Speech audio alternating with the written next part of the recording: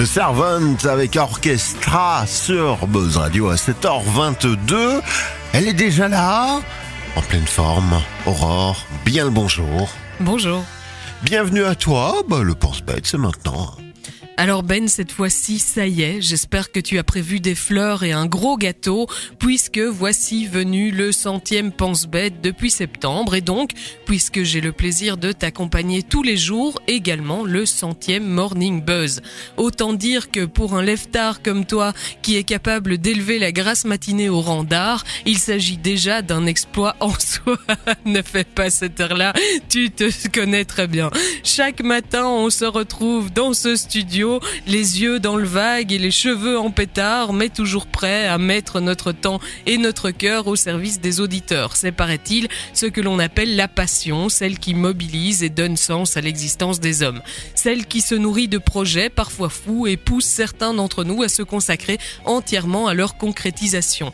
C'est celle qu'on attend des politiques, des religieux, des scientifiques et des artistes, celle qui transcende l'individu pour se mettre au service d'autrui. Enfin, ça c'est l'idéal qu'on aimerait voir parfois, mais qui est trop souvent contredit par les ambitions personnelles, comme lorsque, sous toute la rhétorique et les bons sentiments, on apprend le nombre de millions que requiert une campagne présidentielle, en France comme en Amérique d'ailleurs.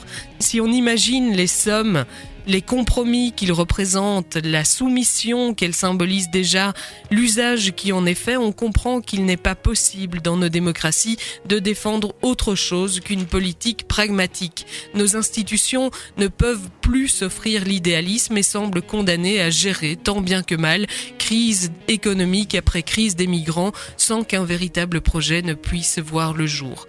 Sous couvert de nous débarrasser de toute contrainte collective, nous nous retrouvons accablés sous le poids du réel, dont on ne sait plus comment se libérer.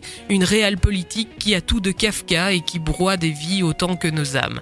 Bien sûr, tu me diras, à toi de te construire ton projet personnel, ta raison d'être, et c'est d'ailleurs ce que l'on fait à notre petite échelle chaque matin dans ce studio, mais peut-être est-ce mon côté râleur, peut-être est-ce mon côté rêveur, sans doute est-ce un peu des deux en fait. Je ne peux m'empêcher de penser que la somme des ambitions individuelles ne fera jamais un projet collectif et d'espérer trouver des raisons d'y croire ailleurs que dans ma seule réussite personnelle. C'est pourquoi, à l'occasion de cette 100e chronique, je réaffirme une fois encore mon intention de continuer à porter avec fierté ma foi en l'humanité, ma foi dans le pouvoir des idées, ma foi en notre capacité à nous réinventer. Bonne 100e matinale à toi, Ben, et bonne route pour la 200e.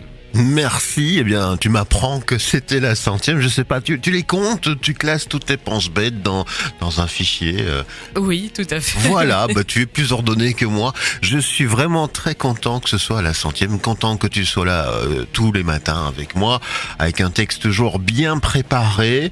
Et maintenant, j'attends mon petit gâteau, ma petite bouteille de champagne, j'attends quelque chose. Hein. Ah, mais il va falloir fêter ça. C'était toi Mais je le patron, ne le savais pas. Censé... Donc voilà, ou alors on attend que les auditeurs nous envoient quelque chose par la poste. En tout cas, si vous êtes content pour nous, pour la 100e, n'hésitez pas à venir partager votre état d'esprit sur notre page Facebook par exemple, oui. Encore sur le formulaire de contact. Ça nous fera très plaisir d'avoir un petit peu de feedback de votre part, parce que c'est vrai que vous êtes là dans l'ombre à nous écouter, vous êtes nombreux, mais on ne vous voit pas souvent. Très bonne journée à toi, Aurore. Bonne journée. Merci. La suite, c'est la musique proposée par Maria Carey. Buzz Radio. Juste